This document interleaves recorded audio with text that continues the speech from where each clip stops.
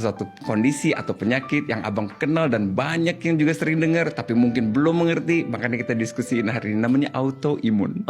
Kenal bener tuh gue.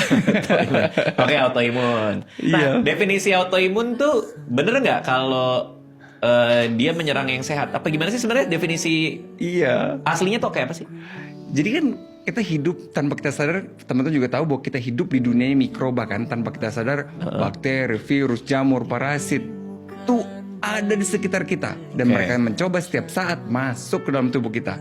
Tapi kita tidak sakit setiap hari karena kita punya pasukan yang luar biasa, tentara kita namanya leukosit, sel darah putih. Oke, leukosit. Leukosit itu punya data sasaran tembak. Pokoknya yang bukan DNA kita, kamu hajar ya. Gitu. Instruksinya cuma itu, Bang. Oke. Selain DNA kita, selesaikan. Gitu. Oke, jadi artinya kan kalau misalnya ada Bakteri, patogen gitu kan, patogen yang bentuknya bakteri, virus, parasit, bukan DNA kita, selesaikan. sikat. Aman dong seharusnya. Normalnya. Normal kan? Tapi apa yang terjadi? Pasukan kita yang luar biasa itu, senjatanya dahsyat, disiplinnya luar biasa. Tiba-tiba salah sasaran. Rakyat sendiri yang diserang oleh tentaranya. Oke. Salah kan, Bang? Salah itu. Salah. Rakyat Salah lagi banget itu. anteng-anteng. Rakyat anteng diserang sih salah itu. Makanya tentara dan polisi yang harusnya melindungi malah nyerbu rakyat sendiri. Oke. Dan ini makanya ada severity levelnya. Ada yang cuma nyerang satu organ spesifik. Ada yang nyerang multi organ, beberapa organ sekaligus. Pernah dengar lupus nggak, Bang? Iya. Nah, lupus itu multi organ. Jadi kulitnya kena, sendi-sendinya juga kena.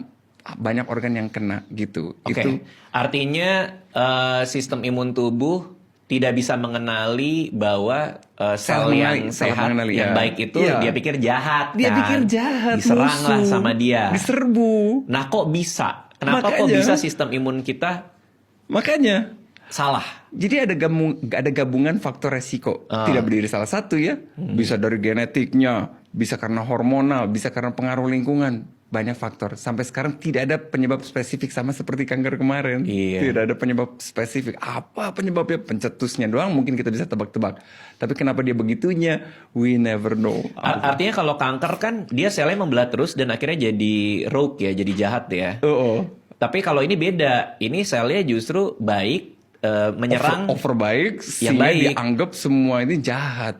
Oke. Ancaman. Artinya udah pasti kronis nggak kalau autoimun? Iya, jadinya bisa panjang. Nggak bisa Ada sembuh fase sendiri. akutnya. Ada kan dia kayak roller coaster naik turun gitu, Bang. Terus kalau aku bilang, Bang, abang tahu nggak bedanya radang dan infeksi? Nggak tahu gimana tuh. Tapi radang kebayang ya, Radang bengkak gitu ya, sesuatu yang merah gitu radang, ya. iya jerawat kan radang tuh. Radang ya. Sama infeksi bedanya adalah infeksi itu pasti menyebabkan radang. Infeksi kan adalah masuknya bakteri, virus, jamur tadi. Oke. Pasti menyebabkan radang. Tapi radang belum tentu karena infeksi. Oke. Bisa karena autoimun ini. Betul. Bisa karena alergi, bisa karena kanker, menyebabkan peradangan. Oke. Gitu. Jadi salah satu penyebab peradangan ya infeksi.